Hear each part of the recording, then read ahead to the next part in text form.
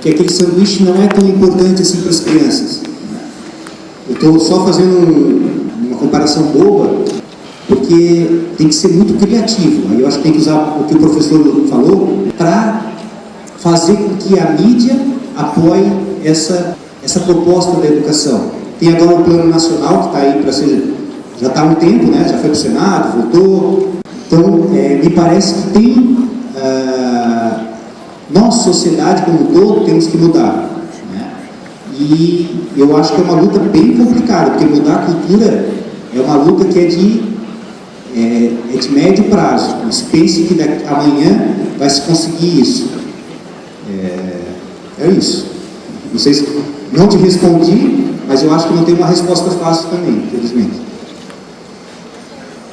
Eu gostaria de complementar, porque eu lembrei que justamente essa semana eu li numa revista de circulação nacional um artigo de uma escritora também, de certo renome, a Lia Luft, defendendo uma ideia que é assim, muito senso comum. Quando eu li o que ela escreveu lá, eu disse, meu Deus, que mundo que ela vive, assim, porque era uma pessoa da qual se esperava um entendimento diferente e superior. Então, eu acho assim, a constante capacitação dos profissionais que trabalham com crianças e adolescentes, a busca de conhecimento e a difundir essas ideias é muito importante. Né? Se contrapor, mostrar o outro lado é muito importante. Os debates, as discussões, para que essas ideias generalizadas, que são às vezes culturais até, elas não prosperem, porque muita gente lê e acredita no que lê, às vezes não faz aquela avaliação crítica que deve ser feita. Muito oportuna a pergunta, porque quem trabalha com educação está preocupado com uma reforma cultural, transformação cultural para além da transformação da materialidade das condições em que nós existimos. Ou a gente acredita, no mínimo, que é possível partir delas para afetar as condições objetivas. Mas o raciocínio, insisto, deve ser o contrário. Eu tenho que partir das questões objetivas. Então, quando eu falo, bom, na escola eu preciso as pessoas têm que assumir responsabilidades, os profissionais da educação, mas eu não posso limitar esse profissionalismo a uma responsabilização especializada das pessoas dentro da escola. Eu tenho que contar com a participação dos pais. Essa participação dos pais também não pode desqualificar o trabalho dos professores, afinal de contas, é alguém que tem a atribuição de fazer aquilo. A autonomia, a responsabilidade, então, ela impõe determinada autonomia para se fazer algo. E o que se cobra é a responsabilidade, mas não se dá contrapartida de autonomia. Os professores, por exemplo, que é sobre os quais eu posso falar, têm gritado sobre patologias no seu trabalho em função da sobrecarga de trabalho, têm gritado sobre melhores condições de trabalho, redução da jornada de trabalho, cumprimento de um direito mínimo que é da sua jornada integral de trabalho numa única empresa e não em 4 ou 5 escolas. Tem escolas que não garantem direitos aos alunos de terem o seu turno inteiro de aula, porque o professor precisa sair mais cedo para dar aula em outra escola, outras porque o ônibus não passa na porta, passa mais cedo do que acaba a aula, outra porque o porteiro não recebe adicional noturno e precisa sair antes. Então, sobre quem, no final das contas, é dada a autonomia de tomar essas decisões. A judicialização dessas questões passa por um clamor limítrofe daqueles que estão envolvidos com a educação, achando que cabe ao Ministério Público a resolução desses problemas. Ou seja, alguém tem que dar a cartada final, tem que obrigar alguém a se mover. E não é isso que a gente vê, porque a nossa democracia, ao contrário, nos fragilizou para a tomada dessas decisões, ao invés de nos fortalecer. E é nesse sentido que a mídia entra com uma contribuição muito perversa. Hoje pela manhã, tomando confortavelmente meu café da manhã, eu ouvi uma notícia sobre uma escola do Amapá, salvo engano, em que a diretora tinha resolvido assumir as rédeas da qualidade da infraestrutura na sua escola. E começou a produzir docinhos, salgados e pãezinhos para vender ela própria, para conseguir comprar aparelhos de ar-condicionado e instalar na sua escola. Os telejornais insistem em nos mostrar novos messias, pessoas que com um sobreesforço espetacular em função da sua vocação, da sua abnegação, do seu desprendimento, conseguiram soluções para a educação. Eu reconheço o esforço dessa senhora, mas ela contribui ao trabalhar no seu contraturno para produzir doces, os quais serão vendidos para comprar ar-condicionado para a sua escola. Ela está contribuindo para a negligência do Estado, para a omissão do Estado em deixar de oferecer condições mínimas de estudo para os seus trabalhadores e para as suas crianças. E aí, para não dizer que eu estou muito maluco, a profissão do jornalista está sendo desregulamentada. Ao contrário, se dispensa inclusive o jornalista de ter algum compromisso ético profissional. E essa não é uma desconstrução do profissionalismo com a qual eu me filio. Eu fiz uma crítica no sentido da gente não reduzir a nossa responsabilidade, ampliar. Agora, deixar de exigir diploma do jornalista ou desregulamentar qualquer fundamentação ética do seu trabalho tem resultado nisso. Tem resultado em coberturas de greves, por exemplo, em que não se dá voz ao líder da greve. Só se dá a voz àqueles que vão dizer, entrevistam o pipoqueiro da porta da escola falando, agora as crianças não compram mais pipoca. Então isso tem um impacto na economia. Entrevista todo mundo que se sente prejudicado com a greve, menos aquele que se motivou a dar cara, expor a sua cara e parar a sua atividade profissional para dizer, eu preciso de ajuda.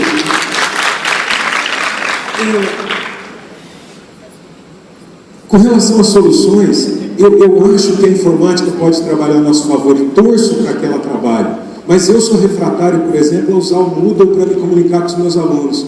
Eu prefiro me comunicar pessoalmente e diretamente com eles. Acho que as estatísticas são importantes, mas elas não podem ser concebidas por nós. Esse é o cuidado que tem que ter. Nós não podemos olhar para elas como a solução dos nossos problemas, porque elas vão criar outros. Olha, agora eu tenho que capacitar as pessoas para usar a ferramenta, tempo em que esses profissionais poderiam estar realizando outras atividades. Bom, essa construção, talvez eu devesse, última coisa, ter dado um exemplo, embora aquele tenha sido agradável, a história do sapo-boi, das larvas e tal, eu poderia citar um exemplo concreto que tem a ver com a dissertação de mestrado, o livro que eu escrevi, que é assim: fui investigar em 1998 os atos infracionais nas escolas. Levantei os boletins de ocorrência na Delegacia da Infância e da Juventude e encontrei um número crescente de boletins entre 98 e 2002. Aquilo me chamou muita atenção, porque quando eu comecei a olhar minuciosamente para cada boletim de ocorrência, eu vi que havia essa confusão. Se chamava indisciplina de ato infracional. Alguns eu li o histórico. O menino saiu da aula, bateu o sinal, pegou um giz e saiu riscando a parede. De giz, aquilo passa um pano e sai. Pois a professora chamou a polícia. Eu achei, a diretora, a coordenadora da escola, eu achei aquilo muito inquietante e falei, eu estou olhando só para a aparência, eu preciso olhar mais fundo. Descobri que o governo do Estado de São Paulo, no ímpeto de resolver o problema da violência nas escolas e os efeitos disso no trabalho do professor, resolveu pagar um adicional noturno, um adicional de periculosidade para os professores, para aqueles que trabalhassem em escolas perigosas. Mas como aferir a periculosidade? Pelo número de boletins de ocorrência. Ora, então quer dizer que eu vou ganhar mais se minha escola tiver boletins de ocorrência lavrados em maior número? Pô, então o menino não prestou atenção, eu chamo a polícia também. Para aumentar o número de boletins de ocorrência, para aumentar a imagem sobre o grau de periculosidade do ambiente onde eu trabalho, para aumentar o meu salário. Percebe que a saída, e esse é um dos combates que a gente tem que ter, é contra a reprodução de uma tradição elitista no nosso país. Quando eu falo que o professor precisa ter tempo para estudar, não é para ele virar mais um burguês gordo, sabe? Mais alguém cheio de privilégios. A extensão do direito depende da supressão de privilégios de outros também.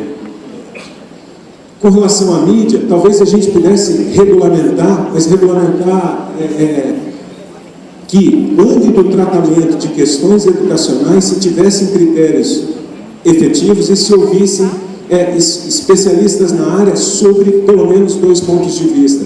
Porque, assim, com todo respeito, professor, eu acho que o Mário Cortella é um sujeito didaticamente muito competente, mas ele resolveu escrever filosofia para empresários.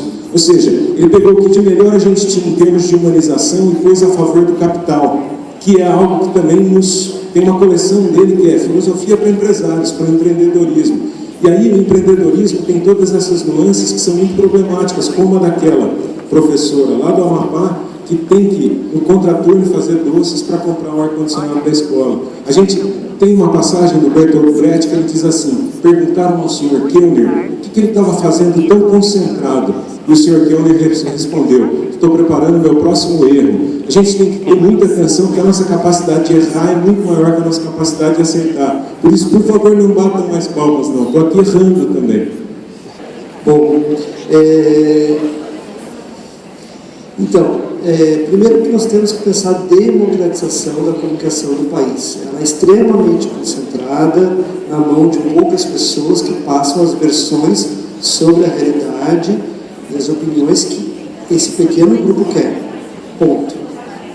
Nas manifestações do ano passado, quando eu estava em casa, por um acaso, na frente da televisão, que é raríssimo, e vi a primeira cobertura VIP de uma manifestação de rua, ao vivo, em transmissão ao vivo, com um helicóptero de 300 pessoas no centro de São Paulo, que é nada. E quando eu, por exemplo, me lembro de uma vez que estive em Brasília, a primeira vez que fui a Brasília, uma vez que teve muita gente lá, inclusive, não sei se foi de 100 mil, eu acho que é essa, mas não foi essa. Todo mundo me tira o brilho de ter ido nessa. Foi numa outra que eu não lembro o nome, que não foi de 100 mil. E que eu me lembro que na época, o jeito que a televisão demonstrou não tinha nada a ver com o que a gente viveu lá. Não tinha nada a ver com o que a gente viveu. Era um troço bacana, de interação, de conversa, de conhecer pessoas, se manifestar. Uma coisa de joia mesmo, assim, sabe? Não era aquela depredação que mostraram lá. Que não, aquilo, na verdade, a polícia veio com spray de pimenta, cachorro, rasgaram a calça, inclusive, de um deputado na época, né? Eu acho que o senador ou deputado, que era o Suplicy, o cachorro rasgou a roupa dele, enfim. Então, acho que a democratização da comunicação precisa ser feita. Tá? Segundo, a internet, nós vamos olhar o autor Bruno Latour, que vai estudar as redes como os humanos e os inumanos. Nós temos que considerar que a internet e as tecnologias são inumanos nas nossas relações hoje. Se der problema na minha palestra ali, boa parte do meu humano aqui está comprometido porque a tecnologia não funcionou. Que, aliás, era para eu trocar aqui e acabou vindo para vocês, né? Porque a pessoa que também não tem muita habilidade. Ele deu para mim mexer aqui e eu pedi a troca, eu estava aqui na minha frente. Né? Nem oferecendo as condições, a pessoa sabe usar as condições de trabalho. Então, a gente tem que começar a considerar que faz parte das nossas relações e levar isso para a escola. Já existem bons relatos e boas experiências de programas de educação para a mídia.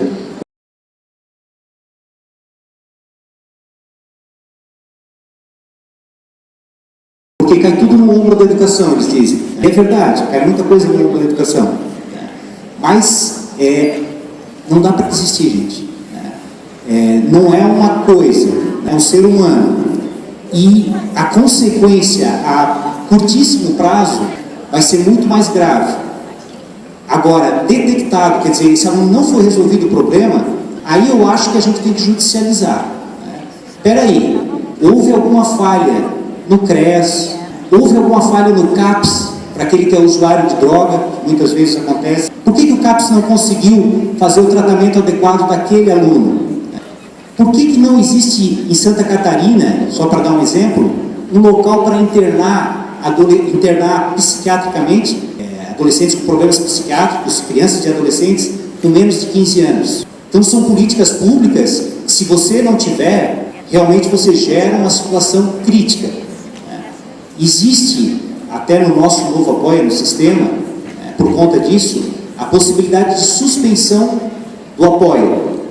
Para aqueles casos, por exemplo, de saúde, que o adolescente está sendo tratado, às vezes pelo psicólogo, às vezes pelo psiquiatra, e aí você precisa suspender o apoio, até que o profissional, pelo prazo que o profissional colocar ali, como necessário, até que ele seja reinserido na escola. Porque o profissional pode colocar que na escola ele vai trazer um risco para ele próprio, e eventualmente até para terceiros, muito maior do que se ele estivesse estudando.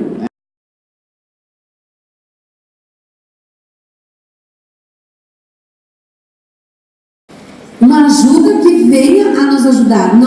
E que fique bem claro aqui, nós não estamos excluindo esses alunos. Não estamos excluindo esses alunos.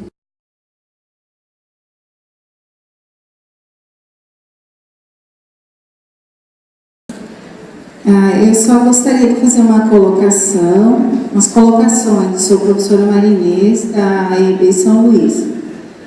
A gente percebe, todas essas falas, que a afetividade é a base da nossa profissão e também eu gostaria de complementar que a gente, além de ser um educador, a gente tem que ter vocação. O que eu percebo é que nós estamos precisando, quando se fala em rede de proteção à criança e ao adolescente, a gente está precisando de pessoas competentes, capazes, comprometidas, eficientes, e a gente nota que não estamos trabalhando numa rede completamente costurada. A gente está trabalhando numa rede com muitos furos. E isso não está funcionando. Nós moramos, ou a gente trabalha em municípios pequenos, e se nesses municípios pequenos a gente não consegue ter uma rede completamente fechada, a gente consegue ter uma vaga noção do que é um município maior. E também, na educação, a gente está recebendo nas nossas escolas professores atraídos, não pela vocação, pelo compromisso, a gente está recebendo professores atraídos por um salário, ou por não ter uma outra profissão atraente dentro do município, ou dentro ou perto. Então, a gente recebe nas nossas escolas professores sem estrutura, sem informação, sem formação. E aí, eu acho que está também um dos grandes furos da rede, tá?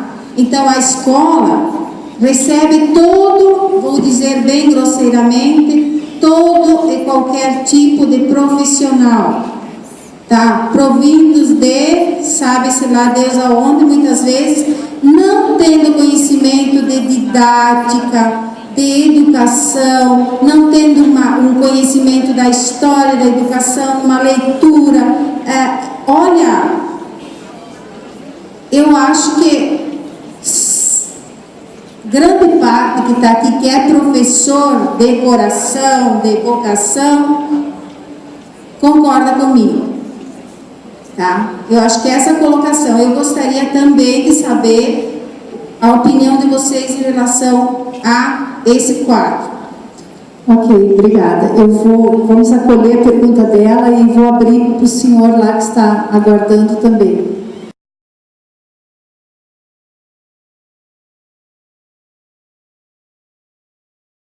Meu nome é Fábio, eu sou professor de Educação Física, formado em Educação Física, Pedagogia e especialista em Educação Física Escolar.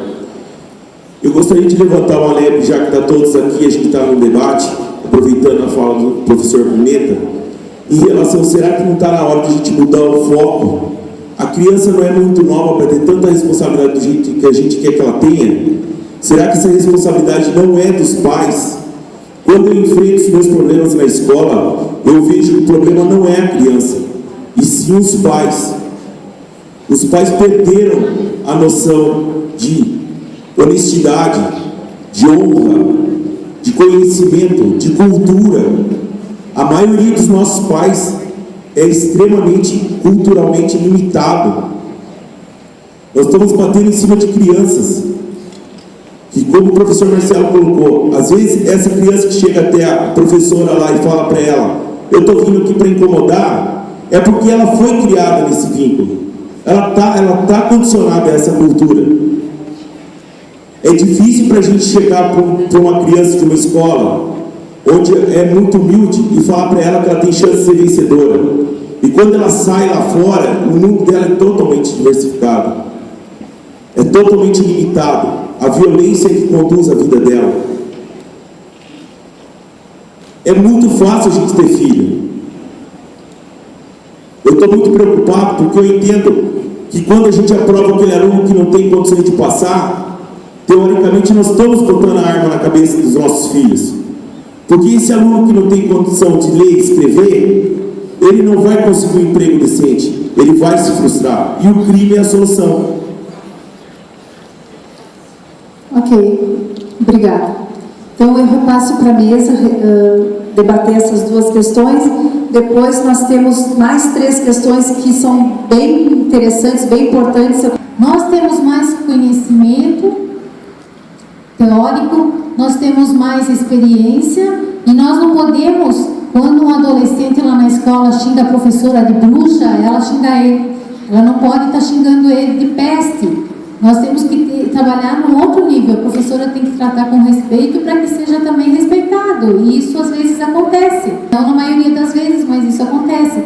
Agir como adultos, ensinando respeito, ensinando pelo agir. A gente sabe que a gente ensina a criança e adolescente muito mais pela nossa conduta do que pelas nossas palavras. Ainda no sentido de compartilhar as responsabilidades e de dizer de onde eu estou falando, ano passado, como professor responsável pelo estágio dos alunos das Ciências Sociais na UFSC, supervisionando os meus alunos durante todo um trimestre junto às escolas públicas da cidade, eu vivenciei 2 situações muito curiosas numa mesma escola. No primeiro dia que eu cheguei para supervisionar o estágio, eu verifiquei que os meus alunos estavam dando aula e as lâmpadas em cima do quadro, as 4 lâmpadas fluorescentes estavam queimadas. No final da aula eu consultei a professora e falei: professora, com quem que a gente deve falar para que essas lâmpadas sejam substituídas? Então ela disse, a resposta dela é imediata: não adianta pedir. Na semana seguinte eu resolvi falar, antes de entrar para a aula, falar com a diretora: olha, tinham 2 lâmpadas queimadas, eu não sei se ainda estão. A diretora: professor, nós vamos ver como resolvemos isso para você. Na semana seguinte continuaram queimadas. Eu falei: talvez seja melhor, olha eu tentando jeitinho brasileiro, falar com o zelador, que ele está lá na escola e ele vem e troca a lâmpada, ele não precisa, porque a diretora não pode se preocupar com uma questão tão técnica, tão pequena. Falei com o zelador, ele falou: precisamos falar com a diretora, professor, porque nem sempre tem lâmpada aí. 4ª semana. O trimestre foi vencido sem que as lâmpadas tivessem sido trocadas. E a última resposta da diretora foi a seguinte: nós ficamos 2 semanas sem aulas, ao final do ano eu vou depois contar por quê. E na última semana ela falou: professor, troca de sala, a outra não está queimada, vai ter aula ali na outra sala que está vazia. Tem um pragmatismo na resolução de problemas que tem a ver com uma expectativa assim: o banheiro quebrou a torneira, está vazando, põe uma placa do lado de fora dizendo não use. O problema está resolvido. Também dá para resolver assim, Agora, encarar um debate sobre as razões que levam um aluno a cometer um ato infracional, encarar o debate que a gente não está construindo anti-heróis ou vilões como referências para nós. Quando eu vi recentemente um artigo de uma moça condenando o filme do Cazuza, ou o filme do João Estrela, que é aquele sujeito que se tornou traficante, me lembra o nome desse filme, que é protagonizado pelo Selton Mello, Meu Nome Não É Johnny, Aquilo é um exemplo de transformar responsabilização no avesso da ideia de culpabilização. Me responsabilizar também me dispor a ouvir, é me dispor a entender as suas motivações, é pegar o algoz, aquele que a gente está achando que é criminoso, o Adorno, que é um dos maiores representantes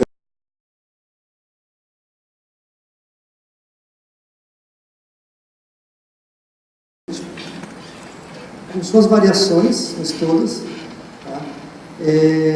tinha um processo de culpabilização da família.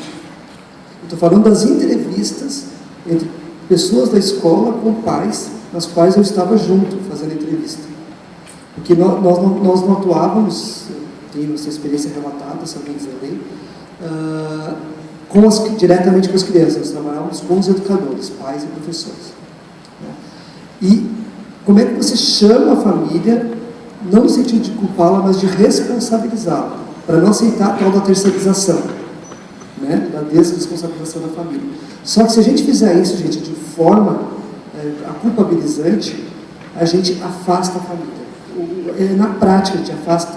E eu levei um susto tão grande quando eu cheguei aqui, Eu não trabalhei numa realidade onde as famílias estejam tão distantes numericamente das escolas, não estou falando nem qualitativamente, numericamente, de assembleia, de ter um pai de assembleia de pais que é a eleição de APP. Eu tinha visto coisas muito difíceis, mas assim, e aí você, meu Deus, será que são esses quase 10 anos que eu tinha estado na ponta e que mudou a realidade? Não sei realmente, eu tenho que voltar lá em Minas Gerais, onde eu trabalhava, nas favelas de lá, realidades muito mais difíceis que essa daqui eu trabalhava. E as pessoas iam muito mais na escola do que boa parte das escolas que eu vejo aqui. Não estou dizendo que tem pouca participação, que essa participação não tem qualidade, e tentando dizer assim, em Chapecó, não tenho nenhuma verdade absoluta. Estou dizendo a partir da minha experiência, e até hoje me questionando sobre isso. Como eu não voltei mais a pesquisar em relação à família e escola, eu não posso falar do lugar de produção de conhecimento, sim só de uma impressão. Tá? Então acho que a gente tem que fazer isso, chamar essa responsabilidade, mas de uma forma dialógica, interativa, afetiva e compreensiva, porque não dá para ficar dizendo para o outro o que ele tem que fazer. Boa parte, além era prescritivo, pai e mãe, você tem que fazer isso, pai e mãe, você tem que fazer aquilo.